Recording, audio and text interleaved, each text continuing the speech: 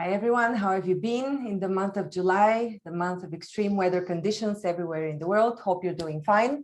It's been a while since I was talking to you in a video, but I'm coming back with renewed information and with upgraded knowledge to share with you.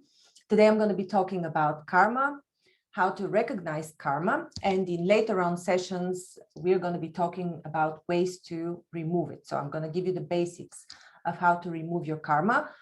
This is Zorina at Healnlearn. Welcome. If you haven't subscribed yet, please consider subscribing. If you enjoy this video, give it a thumbs up, share it, whatever your heart feels like doing. So what is karma?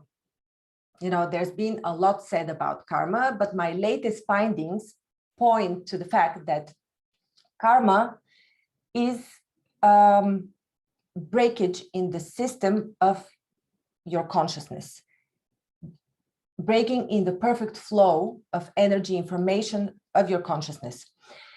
And the perfect energy flow of your energy information is to follow your soul's path.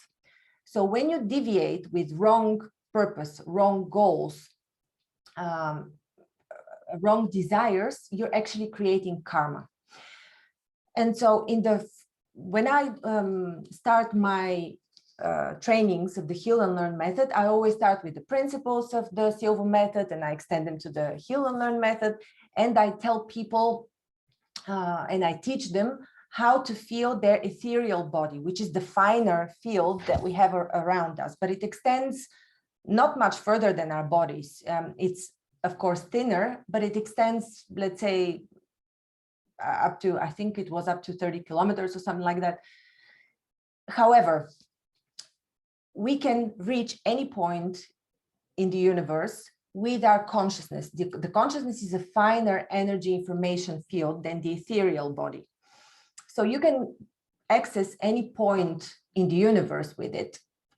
While with the ethereal body, you can touch close by objects, you can feel the texture, you can discover close by objects with this energy of yours. So how is karma formed? First of all, to begin with, karma is not a good thing. It's whenever you don't follow your path, you're creating karma. So if you say I'm creating positive karma, there is no such a thing as positive karma. Karma is always something that brings you into deep frustration, unhappiness, and negative feelings. It's not simply something bad that happens to you and doesn't affect you, because there could be such a situation. Something bad happens to you, to a relative of yours, or to somebody close to you, but you're not emotionally affected. That's not karma.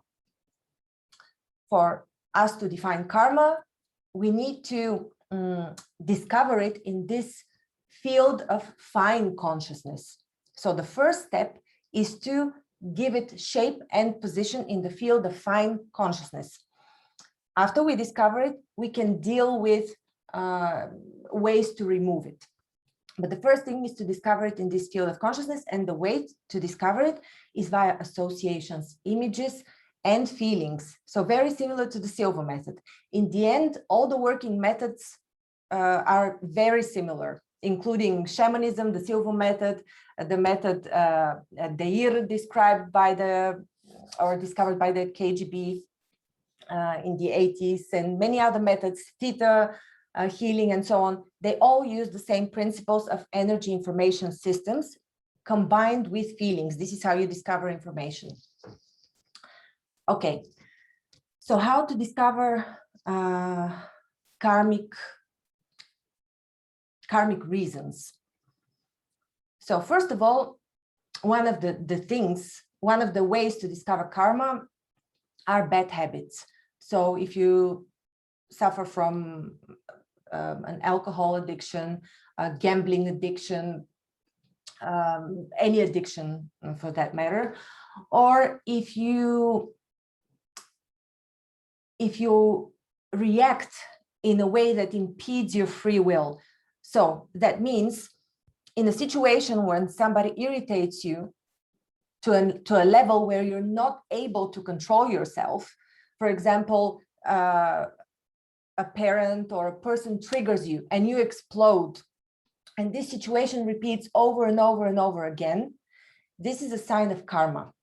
So because this is also a bad habit, bad reactions where you burst out are a sign of karma. Because otherwise everything flows. If you're on your path, everything flows. The second way to discover a karma is if you often take the victim role. In a relationship, it happens a lot that people take the victim role, or sometimes in business, there are many situations where people take a victim role. I'm not going to go deep into that.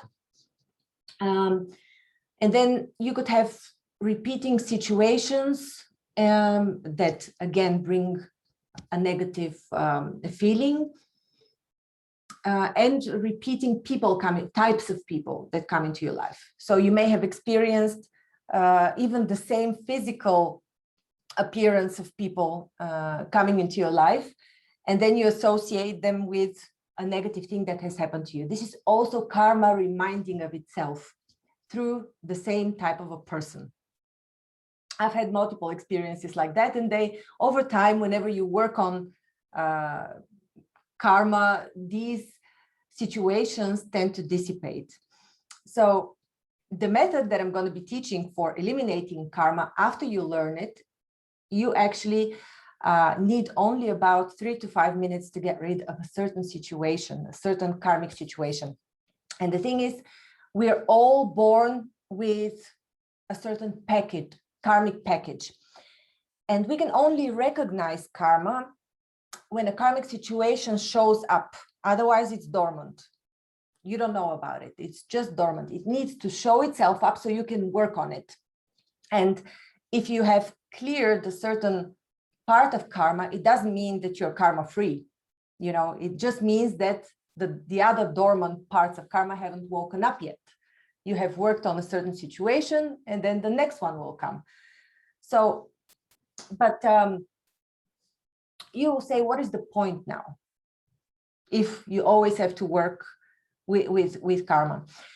And is this legal in a spiritual sense to, get rid of karma? Aren't you supposed to just suffer your way through life?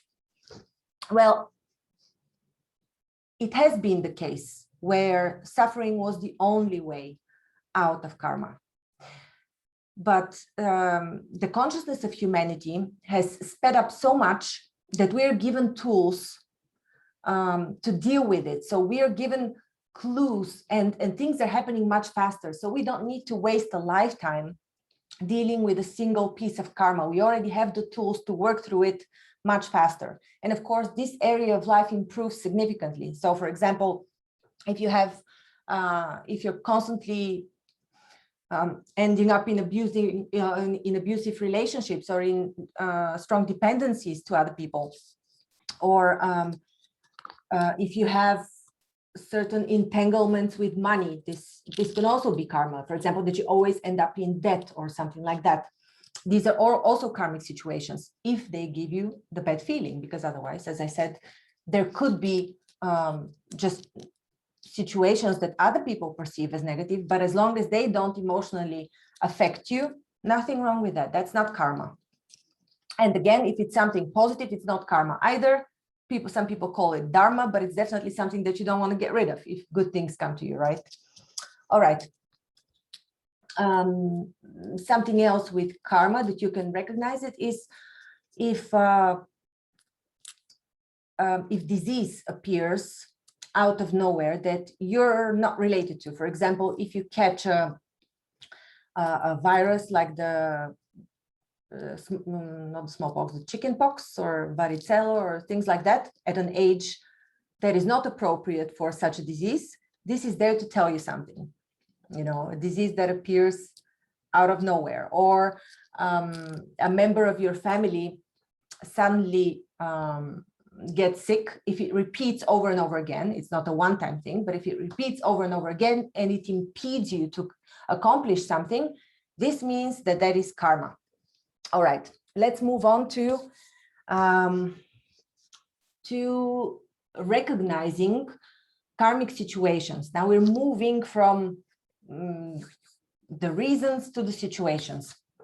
All right, so it's a different type of a structure. It's more or less I'm expanding on the same topic. Okay, so first of all, as I said, it's unpleasant. Second of all, there is a common element, even if the situation is different. For example, you don't always end up in a bad relationship, but one of your most loving relationships ended up badly because of your hesitation, just as an example. Then you had a similar situation where you lost a job offer because of your hesitation, or you lost a business deal because of your hesitation. So basically the same pattern that you exhibit appears in different situations. This can also be karma. It doesn't necessarily need to appear in the same type of situations. Another thing is the sense of guilt.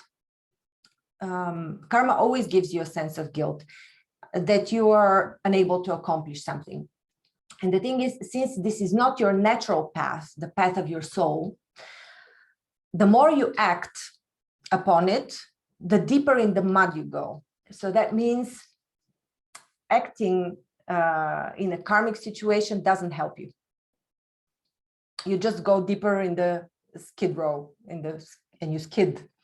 So you skid and loop around the same situation, and you can't get out of it.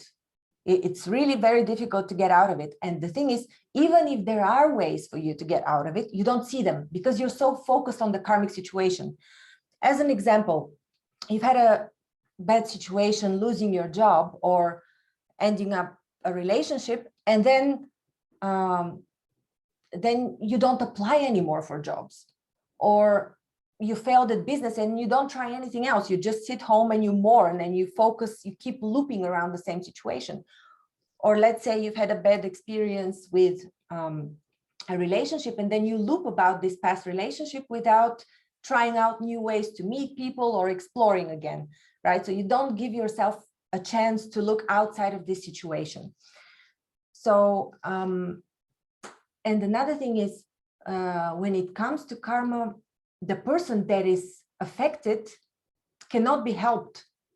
They simply cannot be helped by anybody else. So if they're let's say in an abusive relationship, or if they abuse with substances, or if they're constantly in debt, even if you give them money, if they're constantly in debt, they're not going to be able to keep it. They're not going to be able to pay off their debt, because it's like a black hole. It consumes the energy. That's the problem of karma. It consumes your energy. So everything you put onto it, trying to help the person affected by karma, because this is actually very easy to see from a distance, from as an observer. You know, when you see a friend of yours or a family member of yours going through the same situations over and over again, you recognize their karma, you recognize the pattern. Sometimes it's more difficult for them to see it than for you. But trying to help them won't help them. The person affected by karma can only help themselves through these methods of molding consciousness, energy, their energy information field, realizing actually they don't even need to know the reasons. They don't even need to understand how karma originated, or in which lifetime it originated, or anything like that. They need to know I would call it the location, but it's actually more than the location of karma in consciousness. It includes the whole set of emotions and of associations around this karma. So it's like a place in the personal Akashic records. I was contemplating today about the Akashic records, and the thing is, a person can only access their own Akashic records. I think that people that are very spiritually adept and very high on the level of consciousness are maybe able to, or could at some point be able to change or impact the karma of a larger group of people, or even of humanity.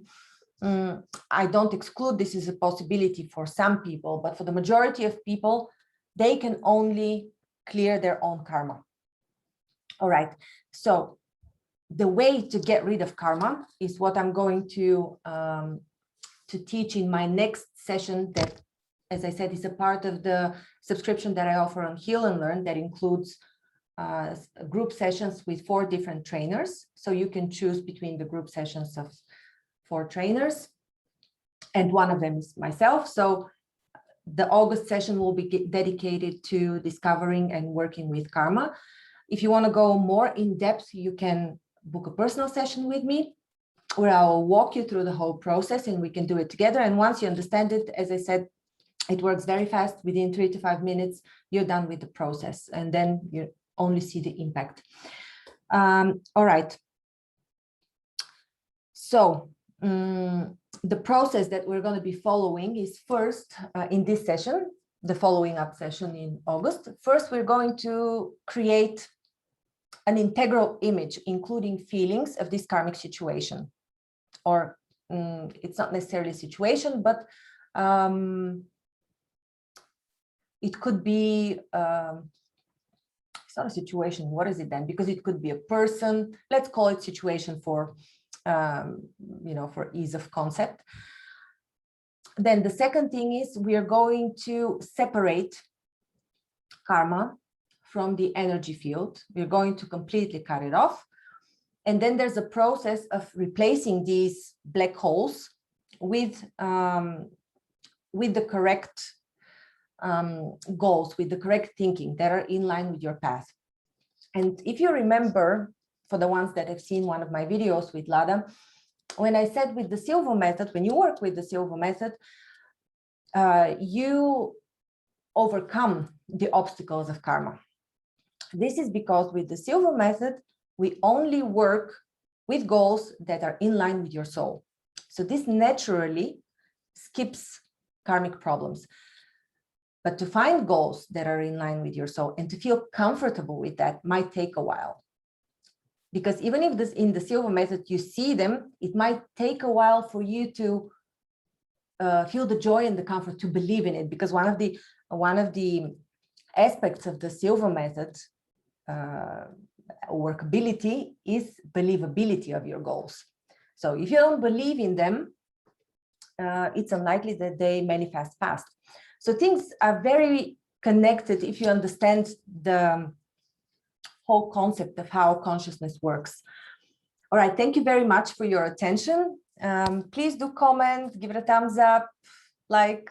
I'm curious to hear your questions and what you would like to know. Check out the monthly subscription, and I'd like to welcome you to my session in August. Thank you.